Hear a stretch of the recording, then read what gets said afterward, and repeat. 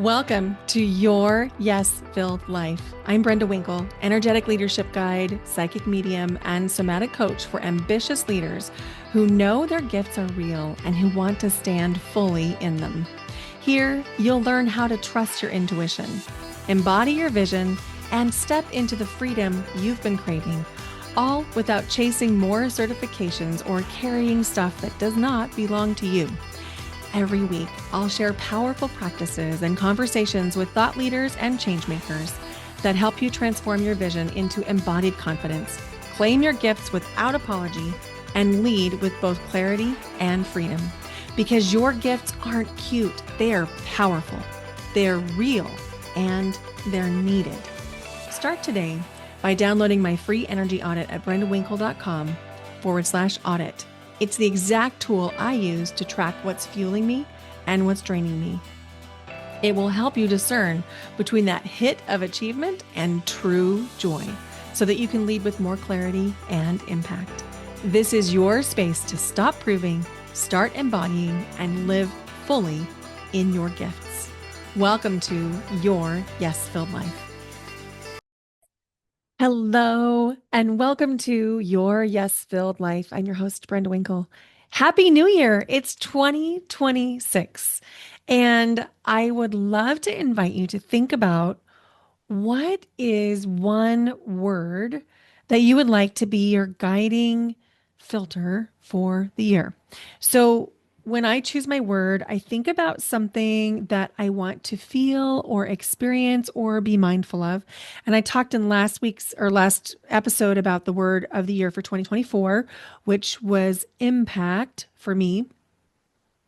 And this year, I'm choosing the word ease to go into 2026 because I want to be mindful of creating a life that has more intentionality, more ease, more time for connection, more time for romance, more time for reciprocal relationships. And so ease just feels like the thing. So invitation to think about what is your word of the year? And when you think about it, will you let me know?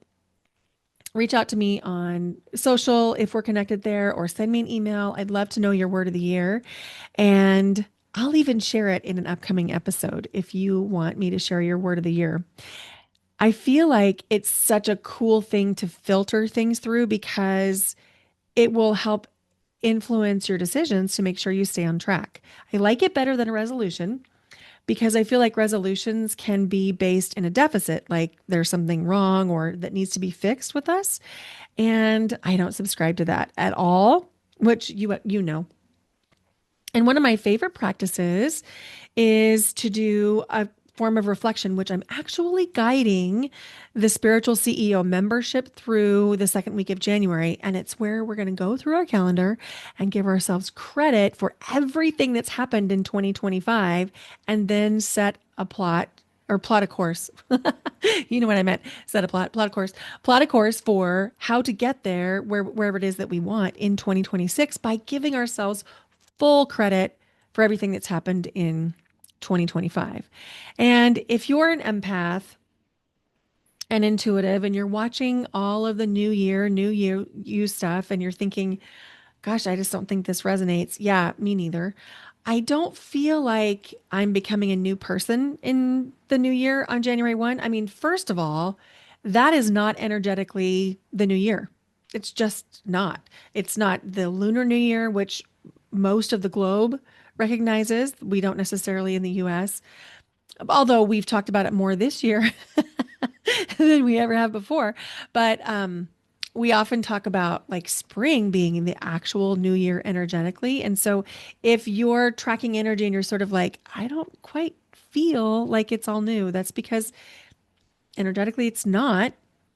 But it is a really good time to set intentions. And that's why it's such a beautiful time for us to think about what is the identity we really want to carry into 2026 for ourselves.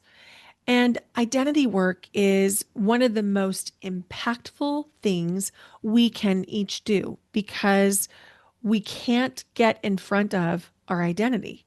If, for example, you identify as something that is in contrast to the thing that you want, you can't move forward in the way that it will be easeful or with impact, both of my words, um, as much. It just kind of keeps you stuck.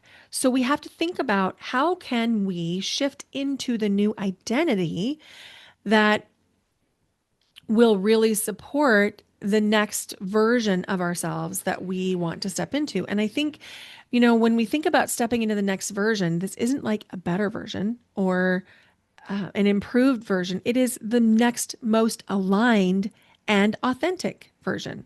I feel like for me, that feels so much better in my system than thinking about new year, new year. And so, invitation to come join me, choose a word of the year, and then think about what is the identity that you want to step into for the year. And then, one of the most destructive things that someone can do is to use affirmations. And let me tell you what I mean by that. If you're saying an affirmation and you don't believe what you're saying, you'll actually create subconscious resistance. You will actually create problems by saying affirmations that you don't think are true. I mean, I have experienced this personally. When I was a Mary Kay sales director, I had a list as long as my arm of affirmations, and I had them memorized. I would do them like multiple times a day. Like some of them I would say 3 or 4 times a day, and I did them every day. And things got worse, not better. And it was because my subconscious identity was not on board with what I was saying. And so then I read a book by Noah St. John. It was the little book of affirmations, Affformations. You know what? He actually, I got an email from his team and he wanted to come on the podcast. So, Dr. Noah, if you're still listening to the podcast, invitation to send that email. I replied to your team. I would love to have you come on. Anyway, that little book created a question in my mind about how we could be doing affirmations that actually can move the needle towards shifting into the new identity. And so I just want to say that that has influenced the way that I now teach affirmations, but I still have my own unique spin on it. What I would like you to do or invite you to do is to create a sentence, I am becoming someone who. So let's say abundance is on your mind. I am becoming someone who lives a life of abundance. Or let's say you're stepping into a new identity. Maybe like my client Stephanie, who moved from the identity of being a former teacher into being the identity of being a writer, I am becoming someone who identifies as being a writer. You can soften it like that, and your subconscious will get on board with it. And next thing you know, your subconscious will actually believe that you are a writer.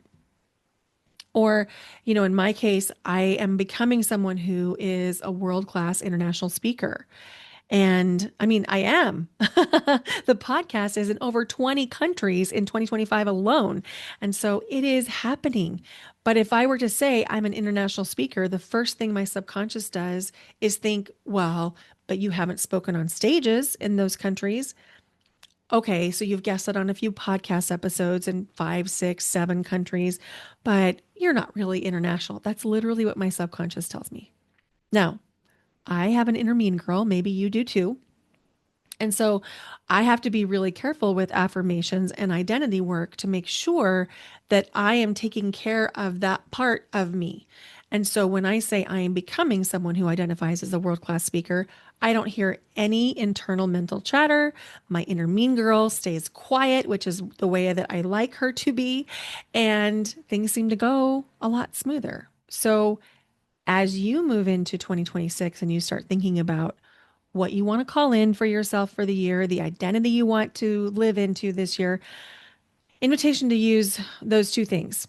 I am becoming someone who, and then do the identity work. And identity work is so profound and so subtle. It's both. So, one of the things that has, I have a tickle on my nose, pardon me. One of the things that has become very clear to me this year is that I am going through a massive identity shift. Massive, huge. My clothes in my closet don't feel like they reflect who I am. I feel uncomfortable in them, not because they're uncomfortable, because like they're really soft. I have nice clothes, but they just don't represent who I feel like I am becoming. And that's a really big sign that my identity has shifted or is shifting. And so when you think about identity shifts, a lot of times you can start somewhere really simple, and that is in your closet. How does the person who identifies the way you want to identify dress their body? How does that person dress?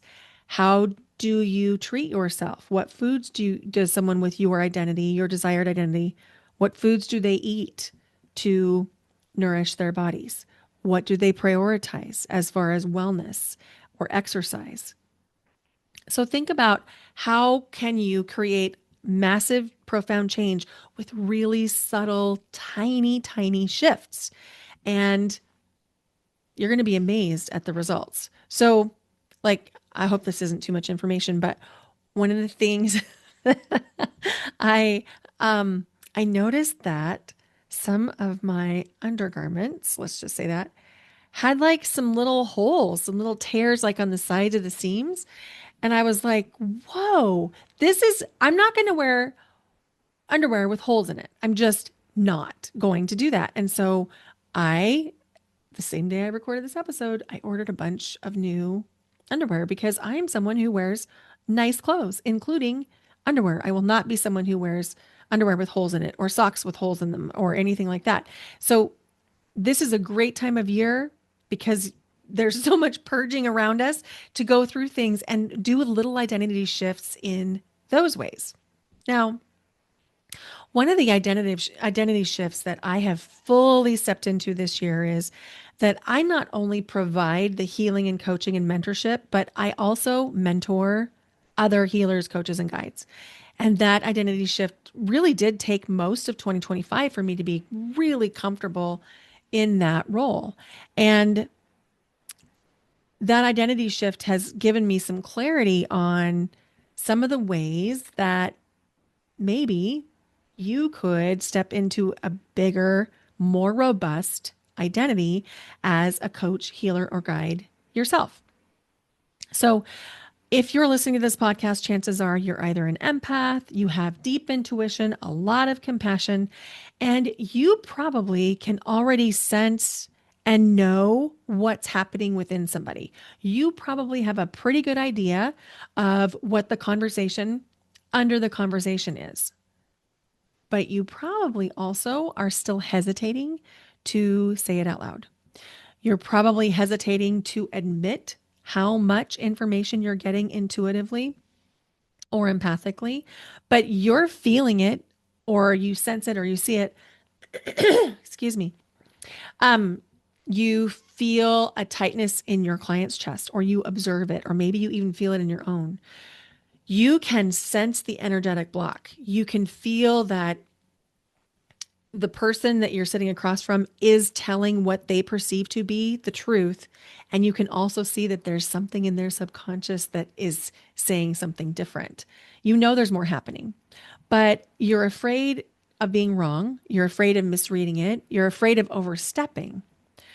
And one of the identity shifts that I'd like to invite you into is doing this work, this level of work isn't necessarily about being more intuitive. Although your intuition will continue to grow and develop throughout your life. You will always like grow and find a deeper connection to your intuition.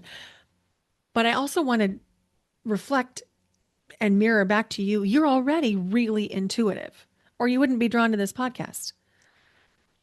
What we're talking about here in this identity shift is learning how to trust what you sense and then using that with skill and integrity. Because the truth is, you don't want to say every single intuitive nugget that comes through your mind. Sometimes it is so that you can guide the session in a specific way, or you can guide the conversation, or sometimes it's a way for you to avoid stepping in something or opening something up that isn't ready to open, whether it's with a client or a coworker or a peer.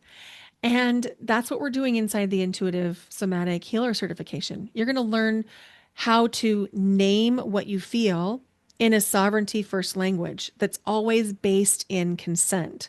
So you gather the person's consent before you share, which means you aren't ever overstepping because you're always asking for permission to share. You're going to learn how to work with the field. When I say the field, I mean however your intuition comes through for you, whether that's in vision or sound or touch or knowing. And you're going to learn how to use somatic tools in the moment for real shifts. And you're going to even know which somatic tools to use for different things. This isn't spiritual guesswork, it's intuitive mastery. And it's rooted in ethics, social justice, trauma awareness, and embodiment. And when you learn to fully trust the intuition that comes through for you, you're going to step into a next level identity as a coach and healer. And that is going to impact all of your work because you'll talk about it differently. You'll price it differently. You'll have a level of confidence that will help your clients feel more confident in working with you. So if that is feeling appealing to you, enrollment closes soon because we start Monday, January 5th. And it's taken me a while. I apologize, but I have a pretty new vanity link for you on the somatic healing certification. And it is brendawinkle.com/somatic, SOMATIC.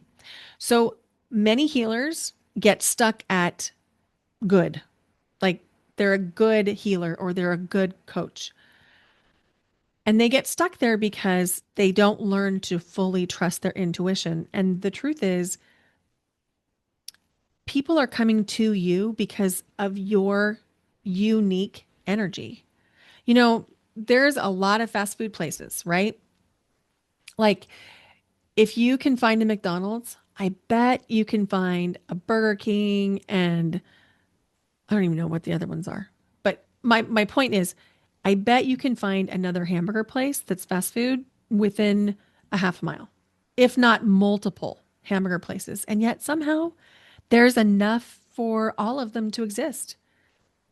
And one of the things that we tell ourselves is, oh, there's enough coaches, there's enough healers. Yeah, but none of them have your unique perspective.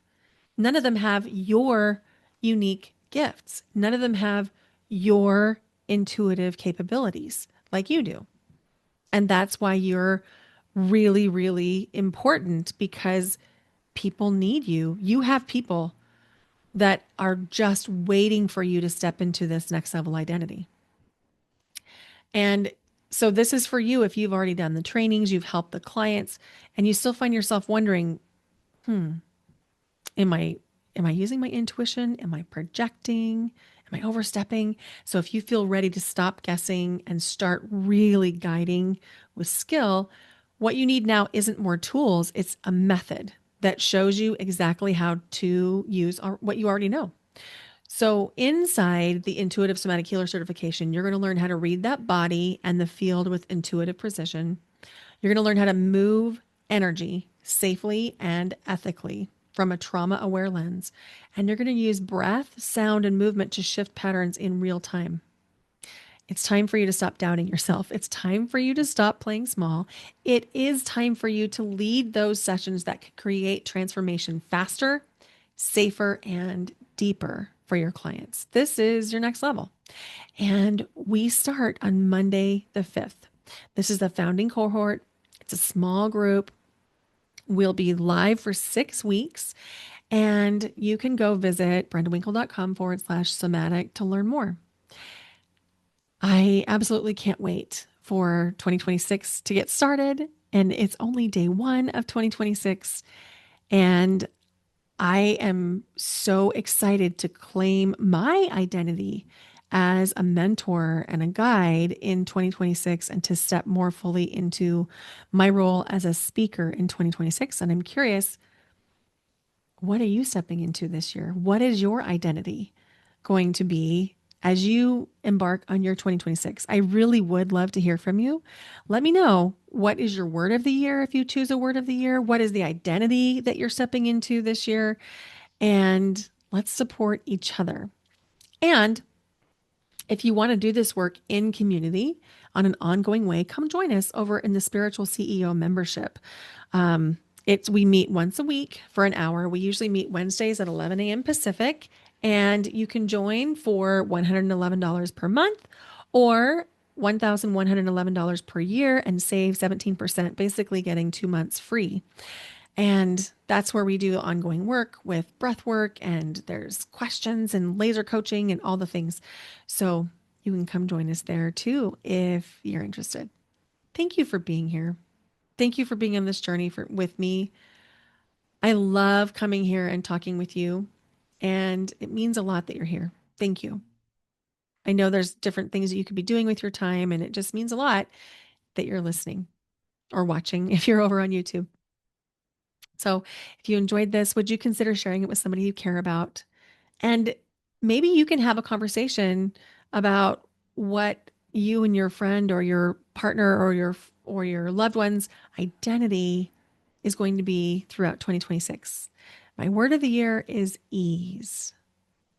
I can't wait to see what's going to come with that. I know that there's things I haven't yet seen. There's always unintended consequences for every one of these words that I've chosen, but I'm excited for this one. So tell me what your word is. Thanks so much for being here. Bye for now. Until next time.